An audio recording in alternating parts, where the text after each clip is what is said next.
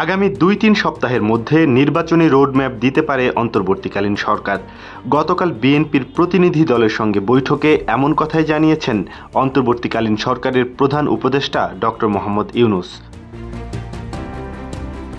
গতকাল বৃহস্পতিবার রাষ্ট্র সংস্কার ও জাতীয় নির্বাচন বিষয়ে প্রধান উপদেষ্টা ডক্টর মোহাম্মদ ইউনূসের সঙ্গে বৈঠক করেছে বিএনপি। দলটির প্রতিনিধিরা রাষ্ট্রীয় অতিথি ভবন যমুনায় এ বৈঠকে রাষ্ট্র সংস্কার ও নির্বাচন প্রশ্নে রাজনৈতিক দলগুলোর সঙ্গে প্রধান উপদেষ্টাকে সংলাপে বসার আহ্বান জানিয়েছেন।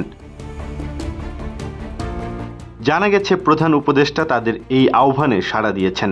আগামীকাল শনিবার বিভিন্ন রাজনৈতিক দলের সঙ্গে মতবিনিময় করার কথা জানা গেছে বৈঠক শেষে প্রধান উপদেষ্টার প্রেস উইং মারফত। প্রেস উইং জানিয়েছে আগামী ২-৩ সপ্তাহের মধ্যে রাষ্ট্র সংস্কার ও নির্বাচন ইস্যুতে একটি রোডম্যাপ জনগণের সামনে পেশ করতে পারেন বলে বিএনপি প্রতিনিধি দলকে জানিয়েছেন প্রধান উপদেষ্টা। Redmi 13 স্টাইল বানাই দুনিয়া কাঁপায়। তবে এর আগে অন্তর্বর্তী সরকার বিভিন্ন রাজনৈতিক দলের সঙ্গে আলোচনা করে নেবে।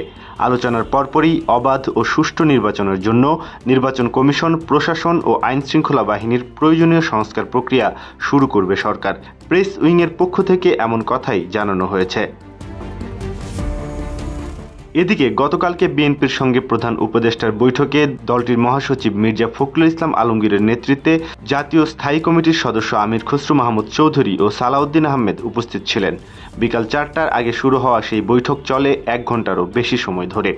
বৈঠকে পরিকল্পনা ও শিক্ষা উপদেষ্টা অধ্যাপক ওয়াহিদ উদ্দিন মাহমুদ ও আইন উপদেষ্টা অধ্যাপক আসিফ নজরুল উপস্থিত ছিলেন।